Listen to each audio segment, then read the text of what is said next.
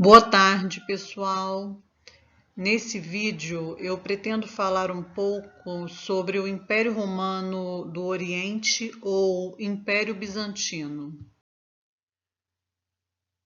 Menos afetada pela turbulência das invasões do século V, a parte oriental do Império Romano tornou-se uma potência no mundo mediterrâneo ao longo dos séculos seguintes.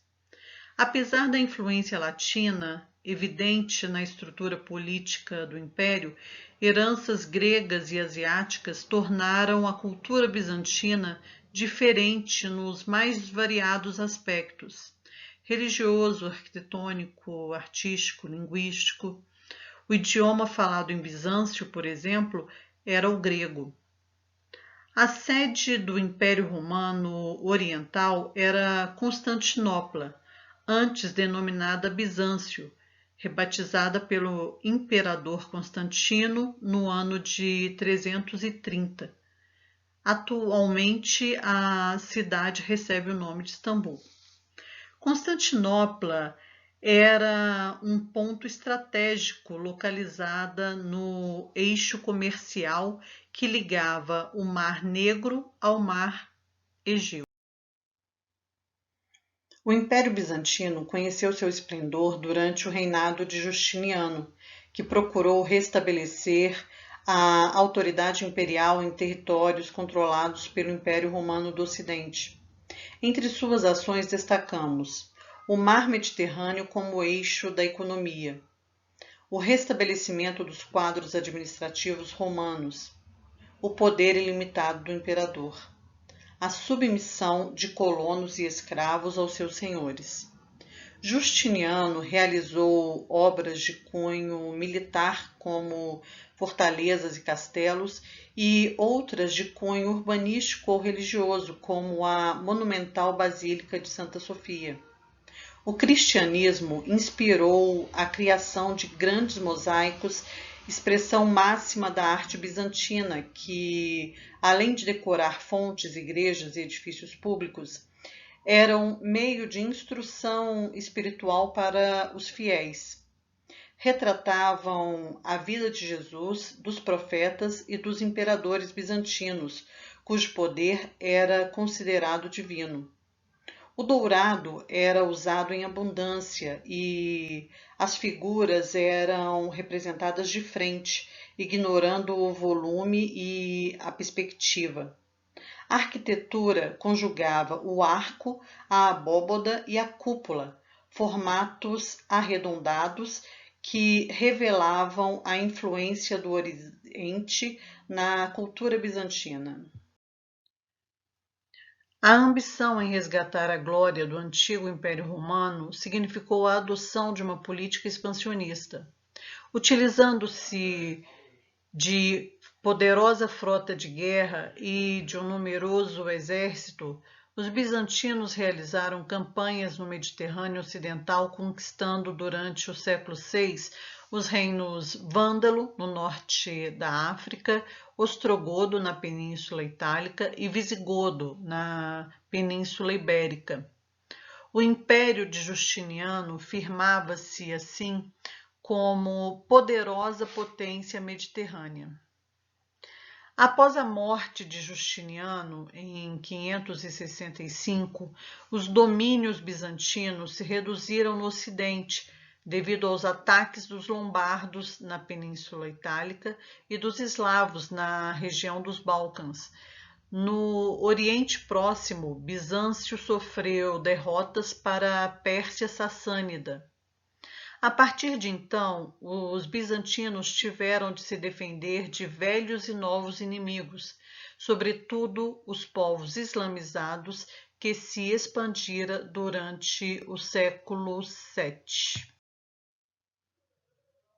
Num segundo momento, a gente vai falar um pouco sobre a Europa Ocidental, os povos germânicos e o Império Carolíngio.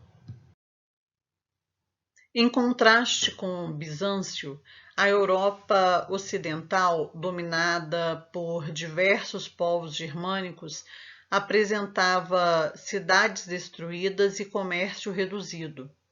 A unidade romana se fragmentou em um mosaico de reinos germânicos. Os visigodos, depois de perderem o sul da Gália, passaram a dominar toda a Espanha. Os vândalos se estabeleceram no norte da África. Os ostrogodos ocuparam a Península Itálica. Os anglo-saxões fixaram-se na Britânia, enquanto burgúndios, francos e alamanos lutavam pela Gália. O resultado dessa disputa foi a ascensão de um reino forte e duradouro, o dos francos.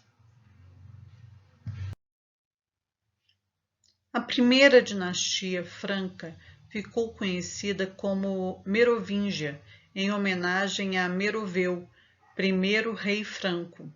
A ascensão dos francos começou em 481, sob a liderança de Clovis, cujos exércitos derrotaram os alamanos e os visigodos na Gália e empurraram os burgúndios para o sul. Após a vitória dos francos sobre os alamanos, Clovis converteu o reino franco ao cristianismo romano. Em 496, ele foi batizado e fundou uma monarquia cristã, em que o poder político era legitimado pela Igreja de Roma, assumindo o papel de defensor do credo romano. Em 507, os francos derrubaram os visigodos e passaram a controlar a Europa Ocidental, com exceção da Península Itálica, ocupada pelos ostrogodos até 526, ano em que o imperador Justiniano recuperou a região para o Império Romano Oriental. Em 771, após vencer os lombardos, Carlos Magno se tornou rei do Reino Franco, inaugurando a dinastia carolíngia. Com dimensões consideráveis que abrangiam grande parte da Europa Ocidental, com exceção da Península Ibérica e boa parte da Península Itálica, o Império Carolíngio foi dividido em condados, governados por pessoas de confiança do imperador que lhes prestavam juramento de fidelidade pessoal, recebendo em troca terras e um cargo.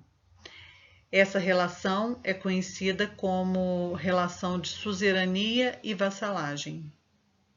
O conde era responsável pela arrecadação dos impostos e exercício da justiça, podendo nomear auxiliares, os chamados viscondes. Os ducados eram os únicos territórios livres da administração dos condes. Eles estavam autorizados a conservar suas próprias leis, embora também fossem subordinados ao imperador. Nas fronteiras do império situavam-se as marcas, confiadas aos marqueses, dotados de poderes militares. Duques, viscondes e marqueses também recebiam terras como benefício pelos cargos que ocupavam. Assim, formou-se o núcleo da nobreza medieval. O Império Carolíngio era um império agrário sustentado pelo trabalho de camponeses submetidos aos duques, condes e marqueses. Os camponeses da Idade Média trabalhavam desde o nascer do sol até o pôr do sol e estavam sujeitos ao pagamento de inúmeros impostos. Habitavam em casas pobres, com poucas divisões e com um mobiliário reduzido e simples. A alimentação era pouco variada. Comiam, por exemplo, frutas e legumes, castanhas e cereais. Só em épocas festivas consumiam queijos, ovos e carne. As suas distrações eram as procissões, romarias e festas relacionadas com as colheitas.